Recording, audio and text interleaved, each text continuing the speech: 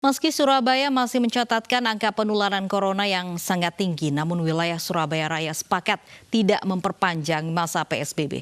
Faktor ekonomi menjadi salah satu pertimbangan keputusan tidak memperpanjang masa PSBB di kota Surabaya, Kabupaten Sidoarjo, dan Kabupaten Gresik, Jawa Timur.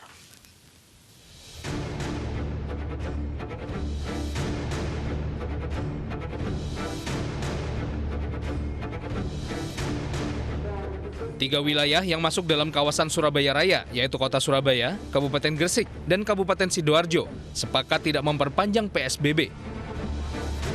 Ketiga wilayah ini bersiap untuk menerapkan transisi menuju kenormalan baru dengan protokol kesehatan yang ketat. PSBB tidak dilanjutkan atas pertimbangan keberlangsungan ekonomi warga. Padahal sebagian kecamatan di ketiga wilayah tersebut masih ada yang berstatus zona merah. Ya, kita nggak bisa nahan karena ini ada permasalahan masalah ekonomi dan sebagainya. Mereka harus bisa nyari makan. Cuman terus terang protokolnya saya detailkan dan saya lebih kita detailkan. Nantinya untuk misalkan itu dilonggarkan, PSBB dicabut, protokolnya justru lebih ketat. Karena supaya ya kita semua disiplin. Keputusan penghentian PSBB di Surabaya Raya ini cukup mengejutkan.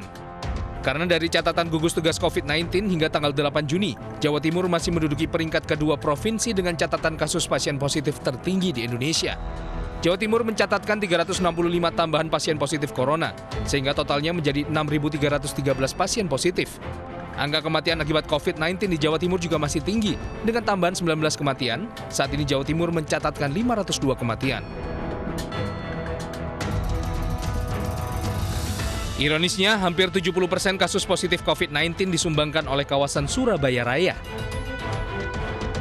Dari data gugus tugas COVID-19 Jawa Timur, hingga 8 Juni 2020, kota Surabaya mencatatkan 3.360 pasien positif.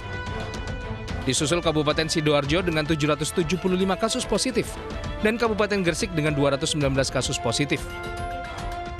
Bila ditotal, penambahan pasien positif corona di Surabaya Raya sudah mencapai 4.354 kasus.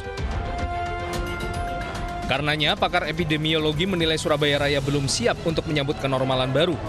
Selain karena angka penularan yang masih tinggi, infrastruktur pendukung kesehatan juga belum memadai.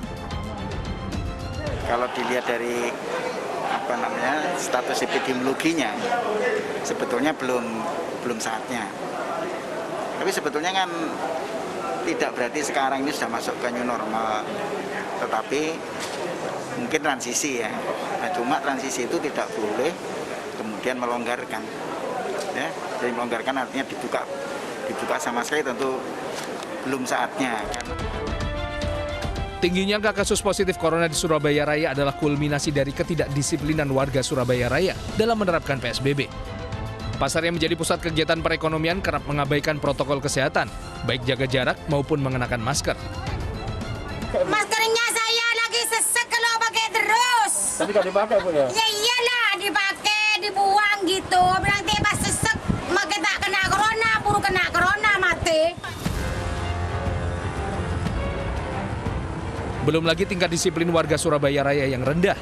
Hingga hari terakhir pelaksanaan PSBB Jilid 3, masih banyak ditemukan pelanggar, baik kendaraan roda 2 maupun roda 4. Bila tak ditangani dengan penerapan disiplin yang sangat ketat, masa transisi menuju normal di Surabaya Raya dikhawatirkan akan berimbas pada wilayah di sekitarnya. Mengingat tingginya angka penyebaran COVID-19 di Surabaya Raya, bukan mustahil penyebaran COVID-19 akan terjadi di daerah sekitar. Karenanya, pemerintah kota Surabaya, Kabupaten Sidoarjo, dan Gresik, serta Pemprov Jawa Timur dituntut harus bekerja ekstra keras untuk memutus mata rantai penularan COVID-19 yang masih terjadi di Jawa Timur. Tim Liputan News melaporkan.